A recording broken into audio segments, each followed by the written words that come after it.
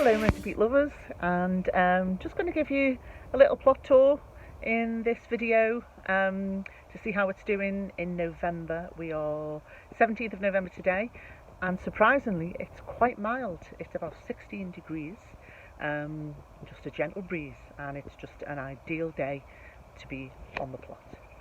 Okay, so I'm going to give you a little tour around and see what we've got growing and some of the other things we're doing for November. Our broad beans have decided to pop through since we planted them last month. We've planted Dulce Claudia and overwintering variety, and they tend to crop really well. You do tend to get a nice yield off them. We've got a little trial of garlic going on here. Just shop bought. We're going to see how it fares. And we've planted some more elephant garlic and other varieties in the greenhouse, so we'll compare the two and see how they get on. Runner beans have pretty much come to an end now, so we're just going to let these build up the pods on the beans, and then what we will do is actually collect them probably sometime this month and dry them and put them in jars to put in stews and casseroles. Phil at the minute is actually digging up some of the bamboo. We're actually potting them up and giving them away to people because this beauty was actually planted around 2009, and it needs a little bit of management at the moment. So we're going to give it to other plot holders who are going to use it to make a shield, a fencing shield between various plots, and maybe to a couple of neighbours and friends in pots as gifts. So how is it going, Phil? It's a bugger. Don't plant bamboo into the ground, straight into the ground, because it just takes over. And this is it's about, yeah, but this is many years old, isn't it? 11 years old, yeah. Probably. 2009 was and it? It's a little plant that we got from it's tiny, wasn't it? B&Q. Yeah. We just stuck it in the ground. It's just like we've got a pond at the back you can't even see, so it's encroaching too much. So we're just trying to minimise it a bit. Yeah. Yeah. Contain it a bit more, but it's like a and jump. Just look to after try it. And get the roots out. It's incredibly hard. Yeah. If anyone knows of an easy way to do that, then love to know. Put them in the comments below. Yeah, absolutely. Killer. Anyway. Okay.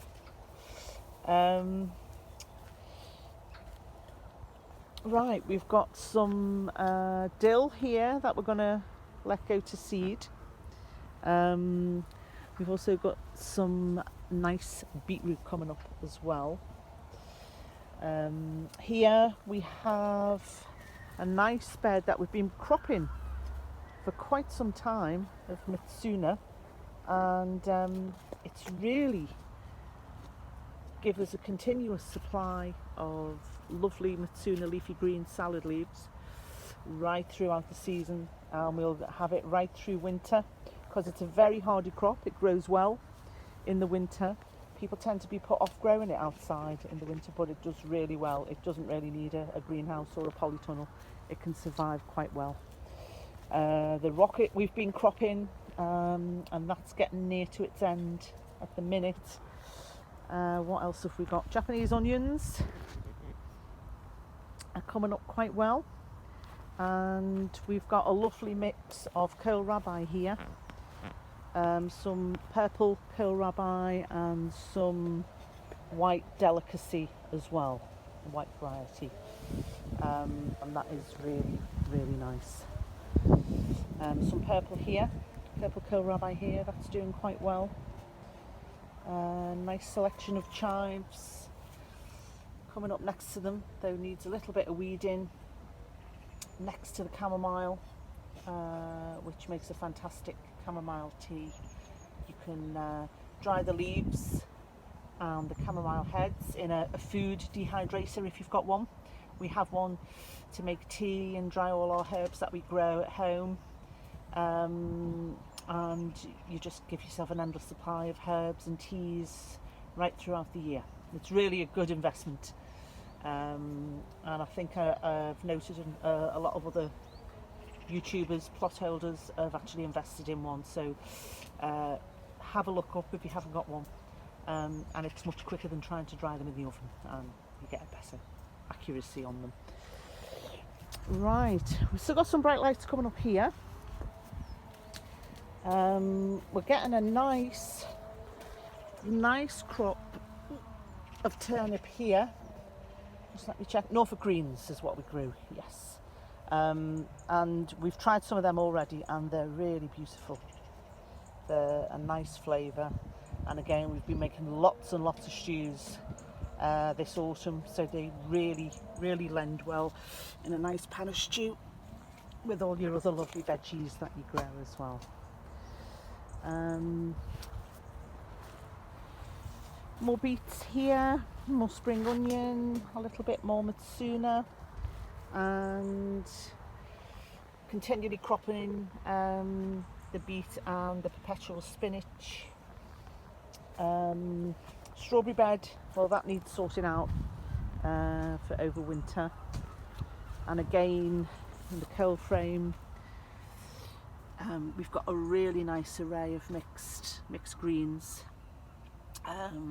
We've got giant mustard, we've got pak choi, and we've got chicory, and there's just matsuna, more matsuna there, and it's just a lovely way of just getting a continuous supply of salad greens throughout the year. Whatever season you find yourself in, these will grow really well. So we'll get these right over winter. And we've got a whole variety of seeds and plants growing in the greenhouse. And Phil actually restructured the greenhouse with the sheeting, the polycarb sheeting, which has been working really well, and it's increased the warmth in here. It's fabulous. We've got lots of seedlings that we've grown and we've brought down from home. So we've started them off at home and we've brought them down here to the greenhouse to grow on. So we've got Japanese onions, senchu. We've got onions here, which are Augustana, and we have some winter lettuce, some more endives, winter lettuce, endives just popping through here, and we've got some Italian giant parsley, which we've actually planted out in the greenhouse here. Let's see what we've got at the top. We've got more pak choi coming through here. Some Holland late cabbage as well, which seem to be doing fairly well. And we have American landcress. With American landcress here and corn salad at the back. So that's going to give us a really interesting variety again. Some more chicory and pak choi, and we've got some Chatsworth lettuce coming up, and some Brune de Hiver, which is just at the back. Nice lettuces coming through there. In between, we've planted some elephant garlic, which are just popping through, and they're from earlier bulbs this year. So we're going to see how they fare. 2 rows of that, and we popped them in early October, so they're quite healthily coming through there. Some Elodie spring onions, which are popping through, and they tend to do really well in here, so we get some really nice crops of them. So we'll see how everything goes. We've got a whole array of oriental mix here, which is great in salads and for stir fries. More corn salad just along here, and more mitsuna as well. So keeping us going, will keep us fed through the winter. And we've planted out our leeks as well, tornado. So we've got, I think, about 4 rows of leeks planted up here. The seeds we found earlier in another posting on one of our YouTube plot tours, we mentioned about finding some seed close by. Red wheat.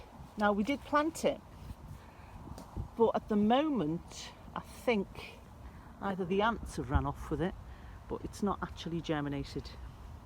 So we could do another trial of that shortly. Phil, what are you doing, mate? Oh, I'm killing myself. Look. As long as you don't kill the bamboo. No. Oh, to get that out. Wow, let's see underneath. It really roots hard in the ground, bamboo. It's like a jungle plant. Well, it is a jungle plant, but it's... So are we going to pop that on and give it to... I'm going to chop it up and another pot put it in a number of pots. Yeah. Okay. Oh, that's a tiny bit. Have you seen the rest? Unbelievable. Right. Rather you than me. We have hazel here. That doesn't get coppers just yet until the leaves fall. And just behind that,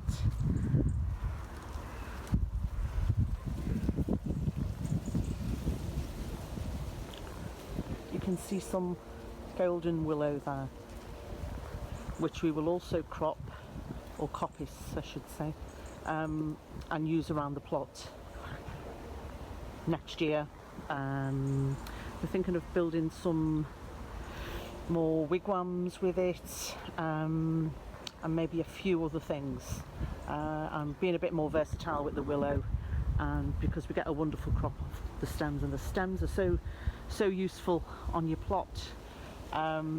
It's a great addition to have, so we'll get some of that sorted. Probably December, January will be the best time to coppice hazel and willow, when they're in the dormant stage and the leaves have dropped. And there you can see some more beautiful golden stems of willow, typical autumn colour, and personally a wonderful addition, I feel, if you can grow a small amount.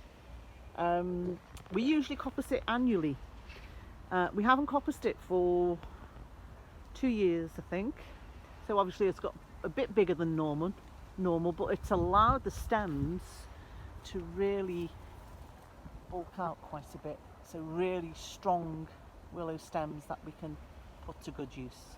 Oh, forgot to show you these French breakfast. I know everybody's familiar with them, but lovely to have this time of year. Love radish. It can be very underrated, but lovely, lovely crop. The Muncher Briar radish are doing really well today, and these are the pods that develop here. They're grown purely for the pods. I think we've mentioned it before, and obviously other people are familiar with them as well. But just to pick them off and eat them, like you do with peas, is really a nice tasty morsel to have. The flowers are quite pretty as well. But they're good in salads, just eat them as a snack.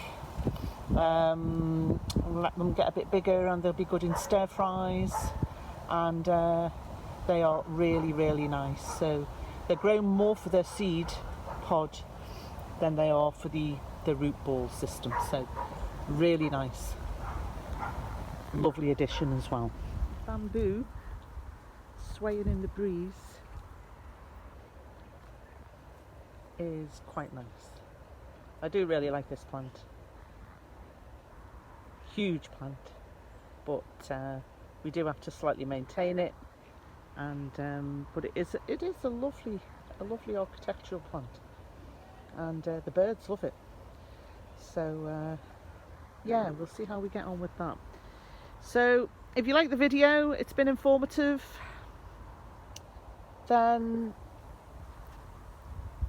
let us know, leave any comments and click the like button, and we'll report back to you in a couple of weeks' time.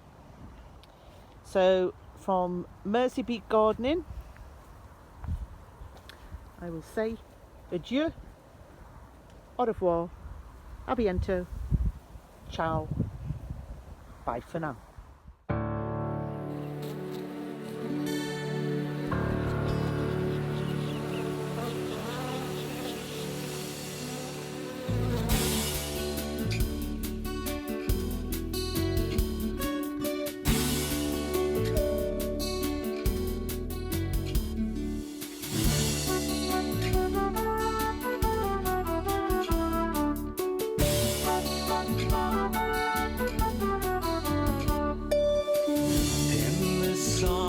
It's always summer.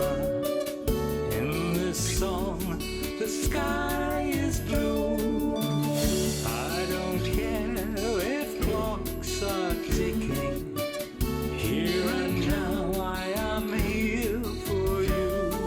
The buzz, buzz, buzz of the forever bee makes time stand still for you and me. The buzz, buzz, buzz of the forever bee makes time stand still for you and me.